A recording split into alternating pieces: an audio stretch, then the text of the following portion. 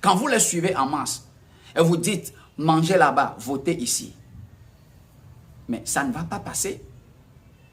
Tu ne peux pas faire confiance en quelqu'un, lui donner ton argent pour te servir et il ira servir ton adversaire. Tu ne l'accepteras jamais.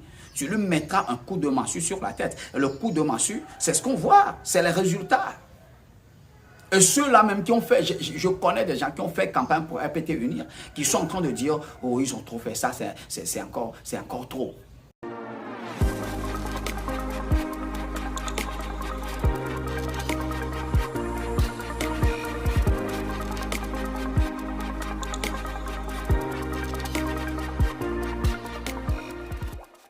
Salut les amis, c'est une opportunité pour nous de nous retrouver encore dans un sujet très important concernant les résultats des élections législatives et régionales qui se sont passées le 29 avril 2024 au Togo. Avant de rentrer dans le vif du sujet, je fais un coucou à tous mes abonnés, je vous aime, surtout ceux qui partagent mes contenus pour que bon nombre puissent être au courant de ces contenus. Je fais un coucou aux nouveaux abonnés. Alors je te dis, toi qui n'étais pas abonné, abonne-toi à ma chaîne YouTube Zion PMD. Parlons de tout. Ça ne te prendra qu'une seule seconde. Nous allons entrer dans le vif du sujet concernant les résultats des élections législatives et régionales qui sont connus de nos jours par tous les Togolais et par tous les internationaux. D'abord, avant de rentrer dans le vif du sujet, je parlerai un peu de ceux-là qui ont été les observateurs qui ont observé dans les bureaux de vote le déroulement de ces scrutins à double qui se sont passés au Togo, les communiqués qu'ils ont sortis, la manière dont ils ont parlé et ce qu'ils ont déduit de ces élections législatives et régionales.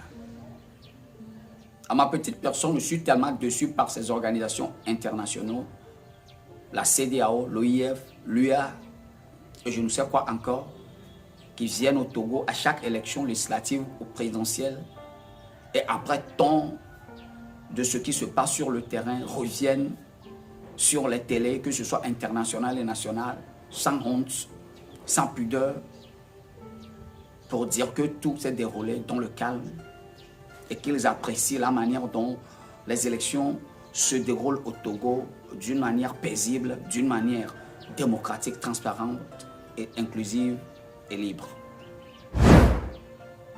Je pense que ces observateurs dans leur propre pays ne peuvent pas dire ce genre de choses.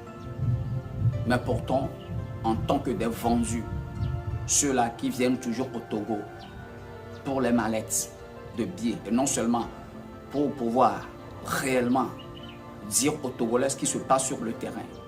Ils ne sont pas là pour l'intérêt des Togolais, mais ils sont là pour leur propre intérêt. Toujours manipulant leurs verbes, soit disant qu'ils sont diplomatiques, qu'ils ne veulent pas venir au Togo dire quelque chose qui va entacher les élections ou bien qui va porter préjudice à ce qui est en train de se faire sur le terrain. Or, ils savent que sur le terrain, rien ne va.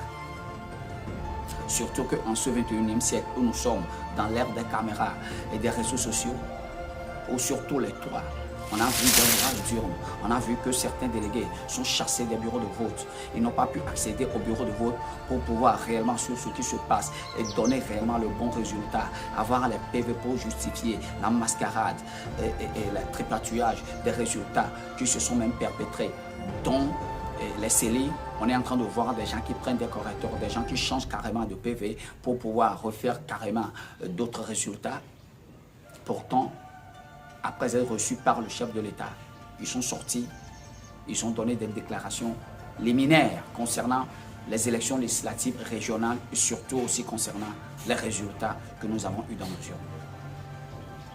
Les Togolais doivent comprendre que personne ne viendra les délivrer de cette prison à ciel ouvert dans laquelle ils se trouvent. Le Togolais doit se battre parce que c'est évident pour lui.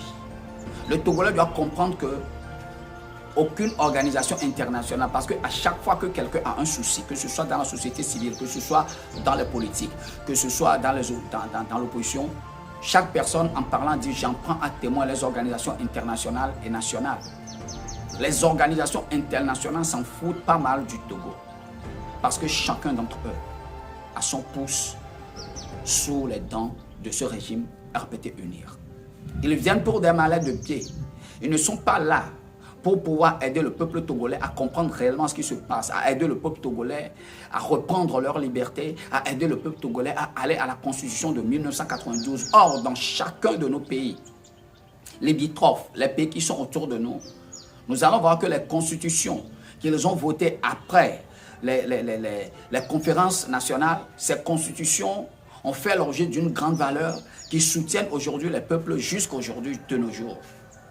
Mais seul le régime RPT UNIR a passé sa constitution du toilettage au trépatouillage, du trépatouillage au refusage. Quand je dis refusage, c'est-à-dire en 2019, ils ont refait complètement une autre constitution.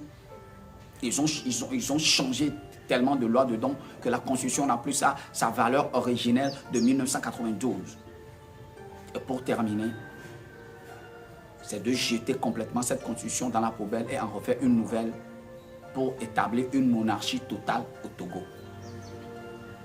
Mais force est de constater que ces organisations internationales qui stipulent qu'à 6 mois d'une élection, aucune modification ne peut jamais se faire concernant une constitution d'un État appartenant à la CEDEAO, se sont tus, se sont vautrés dans un mutisme total, dans un silence radieux. De la même manière, dans les années également, ces institutions, ces organisations internationales ont toujours soutenu également dans les élections frauduleuses, dans les élections où la fraude gagnait, où les résultats sont changés carrément. De nos jours, rien n'a changé en Afrique parce que l'Africain est contre son propre frère africain. Ces organisations internationales à la solde de la France aiment voir les Africains souffrir que de les pousser à sortir du néocolonialisme, à sortir de la dictature pour avoir un peu de liberté, pour que le vent de liberté qui a souffert sur l'Afrique au temps de l'indépendance souffle encore de nouveau sur les pays qui sont vautrés dans la dictature, dont la dictature sévit et que les populations sont découragées, désorientées, que les populations crient à l'aide, mais personne ne répond. C'est très désolant pour ces organisations internationales de voir la vérité en face et de passer outre. Les résultats sont connus de tous. Le RPT UNIR, avec un résultat à la soviétique, 108 députés sur les 113, en donnant uniquement 5 députés à l'opposition insignifiante qui ne se fera même pas voir à l'Assemblée, qu'ils mettront sous la torture parce qu'ils n'ont même pas une minorité de blocage. Ils n'en ont même pas. Ils n'ont même pas une minorité qui permet au pouvoir en place de posséder au moins les 4/5e. Ce que le pouvoir en place possède dépasse même les 4/5e. C'est-à-dire que c'est du massacre qu'ils auront à l'Assemblée nationale. Le bon conseil que je vais donner à nos opposants, c'est de ne pas aller dans cet hémicycle où ils seront humiliés. Déjà, les résultats sur le terrain montrent que le RPT UNIR, ce régime en place, a voulu sciemment humilier toute l'opposition sur le terrain au Togo, non seulement au Togo, et sur le plan international, soit disant que c'est lui qui détient tout pouvoir et aujourd'hui ils sont là, ils font ce qui leur plaît. L'opposition doit leur faire le retour parce que dans une élection où nous avons moins de 23% comme participants, mais pourtant ce régime est en train de proclamer, ce pouvoir est en train de proclamer que ces élections sont allées à plus de 55%, nous devons comprendre déjà ce qu'ils ont dans la tête. Et après avoir remercié à suffisance les parlementaires de l'opposition qui les ont aidés, les indépendants qui les ont aidés à passer du régime présidentiel à un régime parlementaire en votant cette constitution de 87 sur 87 députés à l'Assemblée, en les sortant carrément du Parlement, le bon remerciement qu'ils ont trouvé à faire à ces parlementaires qui les ont aidés à avoir cette constitution en place, à entrer dans la 5e République, c'est de la pousser hors carrément de cet hémicycle, de ce Parlement. Aucun d'entre eux n'a eu ne serait-ce qu'une seule voix pour demeurer encore dans ce Parlement, que ce soit du côté des indépendants, que ce soit du côté de l'opposition caduque. J'en suis vraiment désolé pour cette opposition qui ont poussé, qui ont aidé le RPT UNIR dans cette idée de changer la constitution togolaise totalement du régime présidentiel à un régime parlementaire pour brimer encore le droit des citoyens togolais et prendre le dessus. Je ne sais pas ce qu'ils ont dans la tête, mais c'est pour leur dire que leur déception a été grande. Parce que depuis 2018, le RPT UNIR veut leur dire seulement que depuis 2018, sur le terrain, ils n'ont rien foutu. S'ils avaient fait quelque chose, je pense qu'aujourd'hui, ils seraient encore dans l'hémicycle. Voilà le remerciement d'un régime dictatorial quand vous le soutenez. Il y a bon nombre d'exemples que nous pouvons prendre. Les Tidjanis qui ont aidé ce régime, qui ont soutenu fort en 2005, ils sont aujourd'hui. Les Pachanya Singbe qui étaient les ministres de la Défense en ce temps, ils sont aujourd'hui.